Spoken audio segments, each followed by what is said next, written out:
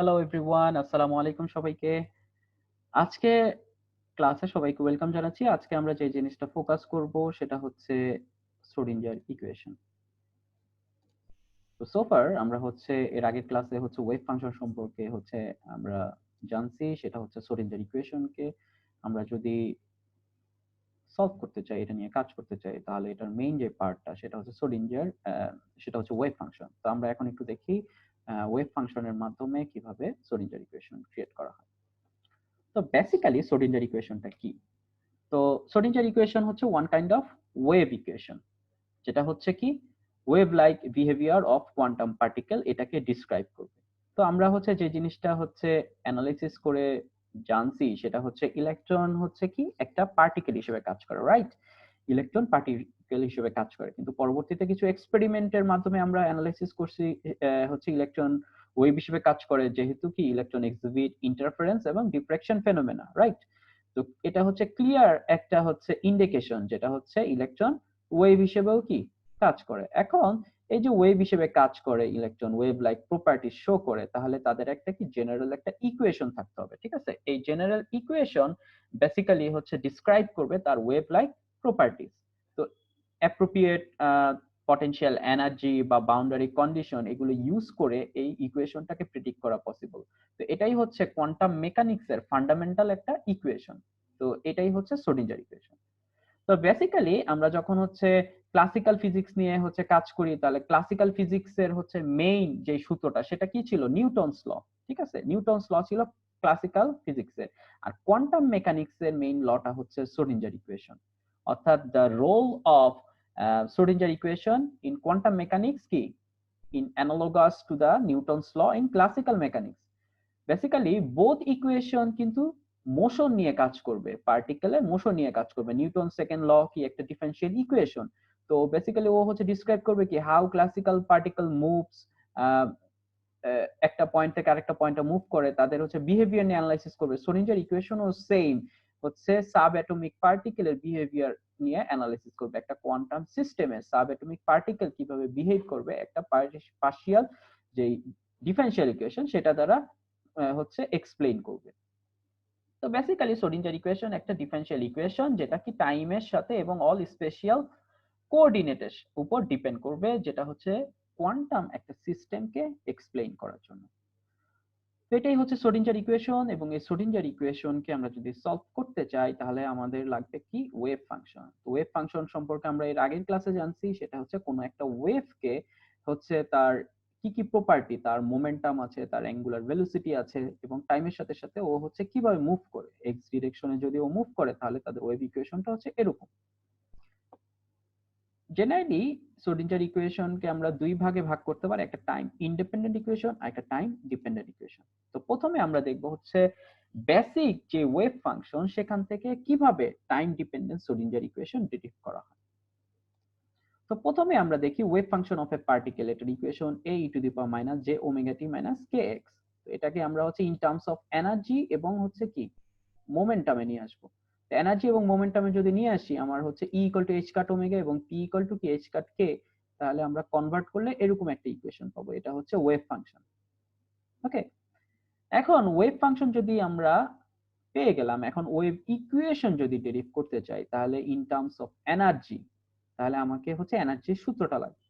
তো আমাদের total energy of particle কি kinetic energy plus potential energy. এখানে যদি পটেনশিয়াল এনার্জি যদি হয় u আর kinetic energy p square by 2m, তাহলে আমরা কি টোটাল এনার্জিটা পেয়ে যাব। ওকে, এখন আমরা যদি এটাকে সাই দ্বারা মাল্টিপ্লাই করি, সাই যেহেতু কি একটা ওয়েভ ফাংশন, তাহলে e Sai p square by 2m Sai xt uxt Sai xt। তো এখন এটাই এখান থেকে আমরা কি বের করতে পারবো? আমরা শ্রোডিঞ্জার ইকুয়েশন বের করতে পারবো, ঠিক আছে? তো শ্রোডিঞ্জার ইকুয়েশন যদি বের করতে চাই তাহলে আমাকে লাগবে ই সাই এর মান লাগবে, আর কি লাগবে? টি স্কয়ার সাই এর মান লাগবে। তো এই দুইটা যদি আমরা পেতে চাই তাহলে আমাকে এই ইকুয়েশন থেকে আসতে হবে। তো এই ইকুয়েশন থেকে যদি আসতে হয় তাহলে আমরা এই ইকুয়েশনকে যদি ডেরিভ করি, ফার্স্ট ডেরিভেশন সেকেন্ড ডেরিভেশন করি, তখন আমরা কি পাবো? ভ্যালুগুলো পাবো। এখান থেকে আমরা বুঝতে পারতেছি, আমরা যদি x নিয়ে আসি p স্কয়ার x, তাহলে আমাকে p স্কয়ার অর্থাৎ এটাকে দুইবার x এর সাপেক্ষে কি করতে হবে? ডিফারেন্সিয়েশন করতে হবে। তাহলে হচ্ছে এখানে কি লাগবে, x এর সাপেক্ষে লাগবে হচ্ছে 2 বার d square psi dx square, এটা লাগবে।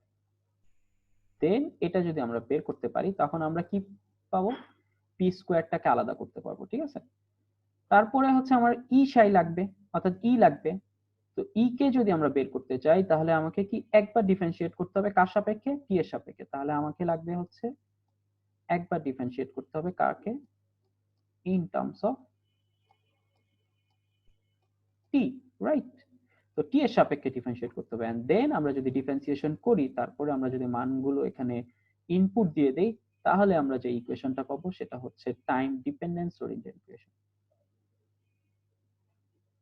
তো এটা হচ্ছে টাইম ডিপেন্ডেন্ট শ্রোডিঞ্জার ইকুয়েশন। নেক্সটে আমরা বের করব সেটা হচ্ছে time independent Schrodinger equation. Time independent Schrodinger equation যদি আমরা বের করতে চাই তাহলে আমাকে কি লাগবে, টাইম ইন্ডিপেন্ডেন্ট একটা ওয়েভ ফাংশন লাগবে, রাইট। তো টাইম ইন্ডিপেন্ডেন্ট ওয়েভ ফাংশন যদি আমরা বের করতে চাই তাহলে হচ্ছে আমরা লিখতে পারি psi xt equal to a to the power minus j et by h cut minus px by h cut, এটা হচ্ছে কি ওয়েভ ফাংশন ইকুয়েশন। তো এখানে হচ্ছে টাইমের উপর ডিপেন্ডেন্ট, এটা ছাড়া হচ্ছে ভ্যালুগুলো কি কি সেগুলো আলাদা করে ফেললাম, সেগুলোকে আমরা বললাম টাইম ইন্ডিপেন্ডেন্ট ভ্যালু। তো এটা হচ্ছে a to the power j px by h cut, এটাকে আমরা ধরলাম psi x, আর বাকি অংশটুকু কি টাইম ডিপেন্ডেন্ট বিহেভিয়ার, এটা হচ্ছে কি পজিশন ডিপেন্ডেন্ট, এটা হচ্ছে টাইম ডিপেন্ডেন্ট। তো বেসিক্যালি এটাকে বলা হচ্ছে সেপারেশন অফ ভেরিয়েবল, ভেরিয়েবল গুলোকে আমরা সেপারেট করলাম, psi xt equal to psi x into ft, দুইটা ভাগে ভাগ করলাম, একটা হচ্ছে কি পজিশন আর একটা হচ্ছে টাইম। এখানে ft কি e to the power minus j et by h cap, okay. আচ্ছা, এখন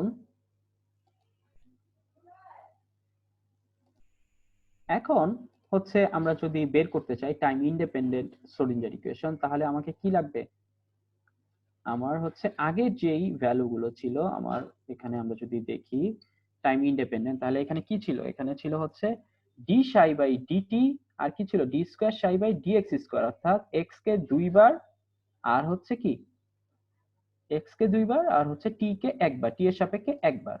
তো এই জিনিসটাই আমাকে করতে হবে, এই ইকুয়েশনটাকে আবার ডিফারেন্সিয়েট করতে হবে। সিমিলারলি আবার আমরা কি করব, এই ইকুয়েশনটাকে ডিফারেন্সিয়েট করব। প্রথমে করব হচ্ছে ধরো এক্স এর সাপেক্ষে আমরা হচ্ছে দুইবার করব D square psi by DX square, তারপরে হচ্ছে একবার করব হচ্ছে টি এর সাপেক্ষে, আমরা যদি বের করি এরপরে আমরা একবার করব হচ্ছে টি এর সাপেক্ষে, সেটা হচ্ছে ডি সাই বাই ডিটি, ঠিক আছে। তো আমরা এই দুইটা বের করব, এই দুইটা বের করলে হচ্ছে কি সেই অনুযায়ী এটাকে হচ্ছে ডিফারেন্সিয়েট করতে হবে, এন্ড দেন আমরা হচ্ছে ভ্যালুগুলো যদি আগের ইকুয়েশনে বসায় দেই, এখান থেকে যে ভ্যালুগুলো পাবো আগের ইকুয়েশনে বসায় দেই, দেন ফাইনালি হচ্ছে এরকম একটা ইকুয়েশন পাবো। তো এটাকে বলা হচ্ছে D square psi X by DX square 2m by h cut square e minus U psi X. এর আগের ইকুয়েশনে কি ছিল, সাই এক্স কমা টি, এই ইকুয়েশনে হচ্ছে অনলি সাই এক্স, এটা হচ্ছে টাইম ইন্ডিপেন্ডেন্ট ওয়েভ ফাংশন, ঠিক আছে। তো এটাকেই বলা হচ্ছে টাইম ইন্ডিপেন্ডেন্ট শ্রোডিঞ্জার ইকুয়েশন। তো এই হচ্ছে দুইটা ফর্ম অফ শ্রোডিঞ্জার ইকুয়েশন, দুইটা ফর্ম অফ শ্রোডিঞ্জার ইকুয়েশন। আশা করি তোমরা ফিজিক্স ক্লাসেও হচ্ছে ডেরিভেশন করছো, আমি এই ক্লাসেও হচ্ছে দেখায় দিলাম কিভাবে ডেরিভেশন করতে হবে। তো আশা করি সবাই বাসায় এই জিনিসটা প্র্যাকটিস করবে কিভাবে হচ্ছে ডেরিভেশন করতে হয় শ্রোডিঞ্জার ইকুয়েশন। নেক্সট ক্লাসে ইনশাআল্লাহ আমরা হচ্ছে অ্যানালাইসিস করব হচ্ছে শ্রোডিঞ্জার ইকুয়েশন কিভাবে সলভ করতে হয় এবং শ্রোডিঞ্জার ইকুয়েশনের অ্যাপ্লিকেশন গুলো। আজকে এই পর্যন্ত, আল্লাহ হাফেজ সবাইকে।